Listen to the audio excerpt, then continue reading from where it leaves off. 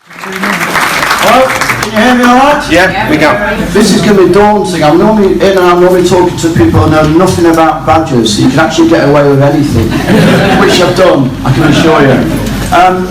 Little story first of all. My wife and I moved into Hertfordshire in 1984. We came from the sunny north. We got involved in wildlife. We had a jay in our garden. That took us to an RCVS exhibition in Harpenden.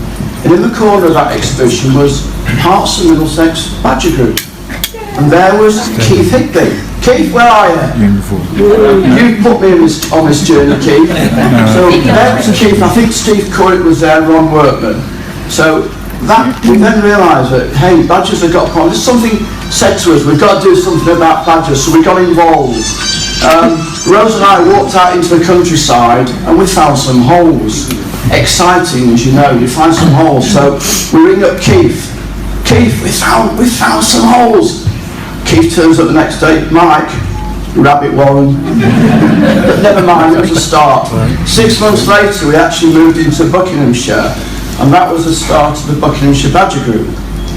So when you move into a new county, you've got to say, what can we do first of all? We got some funding together with our local wildlife trust called BBOT in those days. I also met up with a guy called Carl Killingly, who is part author of probably the best badger book we've ever going to see, which is Badgers of the World. And Carl took me around an awful lot of badger sets.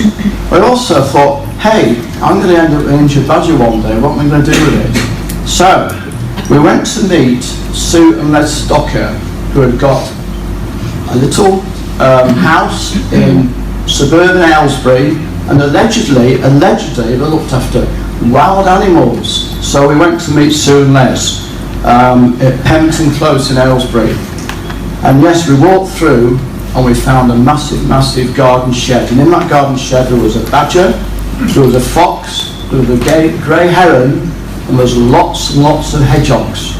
Now in those days nobody was doing too much work with hedgehogs, but Sue and Les had started doing some work. And they were called the Wildlife Trust. And that was really magic to see badgers and foxes close down and talk to Sue and Les. A few months down the line, and I don't know how it happened, but Ian and Kath Hawes became involved in the badger group. Ian is now a rescue for St Tiggy's, and Ian's actually going to share some stories with us about what are two things that have gone on, some good, some bad.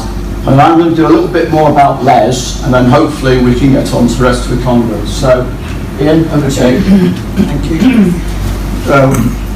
I've been seeing Les now, well, up to a few months ago, about 25 years ago. I was doing badger rescues, and one of the nurses said to me, "You wouldn't mind rescuing something different, would you, if we get a chance?" Why not? Let's have a go, you know. So we just turned up in our normal clothes after getting a phone call, and so now we have a uniform, so when people see us arrive, we're not just a Mickey Mouse company or Mickey Mouse. We look the part, which does make people feel a bit more at ease. So we know what we're doing,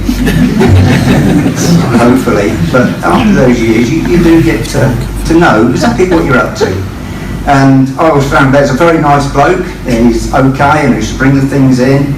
He used to come over, especially at night time, and sort out what we got here, and the nurse would say, well, this and this. As the years went on, the nurses became very, very efficient, and eventually they have a surgeon, a vet, and you saw less and less of Les, and then as the year went, he was always there turning up, you're walking around and, hello Les, hello Lee, what are you doing here again? And, you know, well, yeah, okay. And we sort of going a little rollicking once when I brought a pheasant in. What, he says, all the equipment you've got for big stuff, and he said, little old lady can bring that in. Sorry, Les. And he was very, very good. As the years went on, my granddaughter got interested, only 11, so okay, holidays and early evenings. She started coming along and helping me, and you think, much good, but she was very good. She grasped what we were doing, very, very quick, and she did help with cages and stomping her foot on a cage when she got the badger in it. And she came in, she's not really loud in here, you know.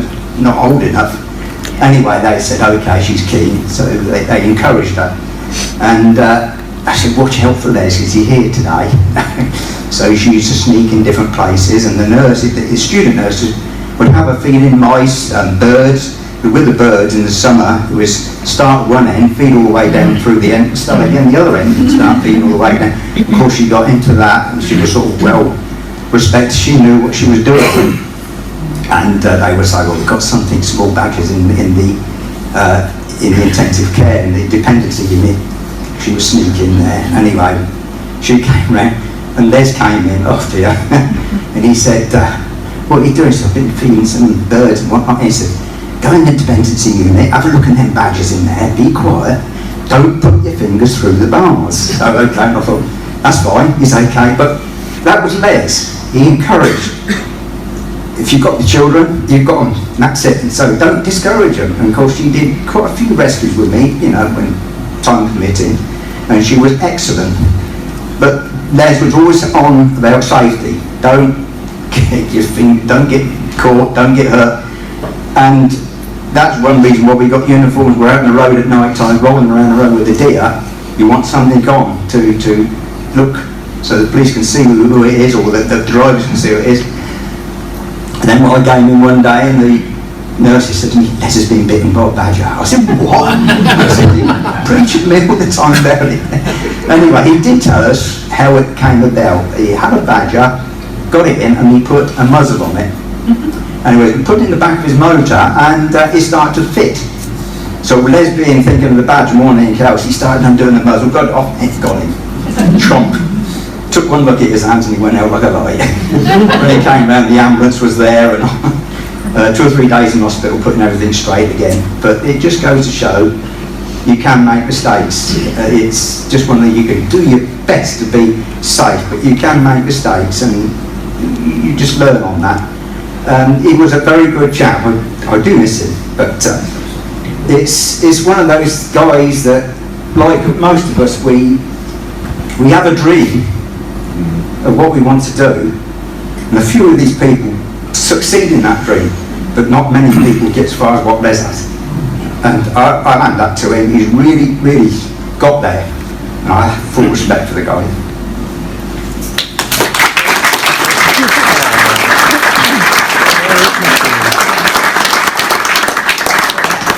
I'll just run through a diary, one or two things that Les has done. In 1990 he was awarded the Rolex Award for Enterprise. In 1991 the hospital at Hatton was opened by Princess Alexander royalty. And in the same year Les was awarded the MBE for service to wildlife. In 1998 the place was open to the general public, so you can actually go in there. The badges are not easy to see because hopefully they're below ground and won't be seen, but you can actually go around there with your children. In 2002, Les was honoured by the Royal College of Veterinary Surgeons as an honorary associate. In 2011, the Red Kite Educational Centre was opened, and I was actually there at the time because we were doing some work with the Red Kites. It's now the world's busiest hospital wildlife centre, and the numbers were 10,000 birds a year, which sounded an awful lot to me, but those are the numbers that came across. Just a couple of little bits and pieces that happened to me. I remember taking a badger to Sue and Les, and the young nurse there was really struggling, or young vet, sorry, was very struggling to get a drip into the badger's leg.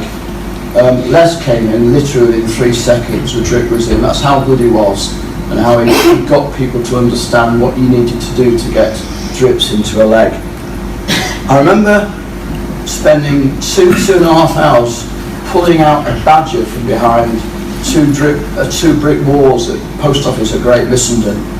When I got that badger out, it literally was torn to shreds, and I felt really guilty. I took it in to Tiggy's.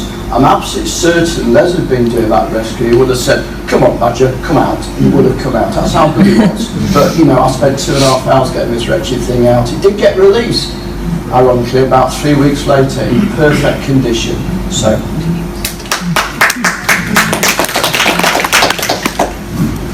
Tiggy Winkles have is it a monthly newsletter here? Yeah. A monthly newsletter called Bright Eyes. I'm just going to read a little bit from the last edition of Bright Eyes.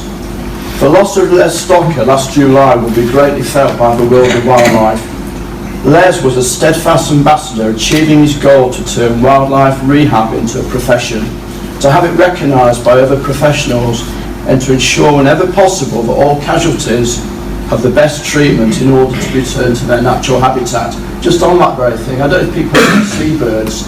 Recently they picked up a Manx shearwater. Manx shearwaters breed on the west coast of England, and that was found in Wendover Woods, which was conifer plantation. That seabird was released on the coast 3 weeks later, fully recuperated, and hopefully is going to end up wintering in South America, which is where it should go. That's how good tiggies are. Over his lifetime, Les inspired other individuals. I'm sure we've got people here today who've been inspired by Les, and organisations to rise to the challenge of rehabbing wildlife. In addition to working long hours, Les wrote books. I've got a list of 20 books that Les wrote. One I think was 1998, was about the smallest badger in the world. Yeah. He attended conferences. He also, this is unbelievable, he was on the Sharon Osbourne show. And what was the other one? Dick and Dog Go Wild? Wow. Paul O'Grady, I think Paul's one of us. Autumn Watch, Spring Watch, I think Phil must have been doing those programmes in those days. But Les got involved in all this. There was also a series of television programmes. He was everywhere. So in addition to working long hours, he wrote the books, attending conferences, etc. His tireless dedication changed the way the world deals with sick and injured wildlife. That includes, I think, abroad as well. I've ended up travelling abroad with my other hobby, which is birding, and I suddenly see a wildlife hospital and I think, hey, I wonder if they were inspired by Sue and Les. You just don't know. He's built an incredible organisation, one that will strive to continue his legacy. As a charity with a family feel, the loss of a remarkable man will be immeasurable. The hospital will continue with Colin managing the place. Colin is Sue and Les's son, and Sue, who's now moved back into the area, will continue to be there or thereabouts. She was always there or thereabouts, but she was always there. But now she's going to make sure Colin does the business, as you can imagine. So, from my point of view, Sue and Les were brilliant. We'll miss Les. The hospital will go on. I'm sure it's inspired loads of us to do just that little bit more. Thank you. Les Stocker, RIP. Thank you.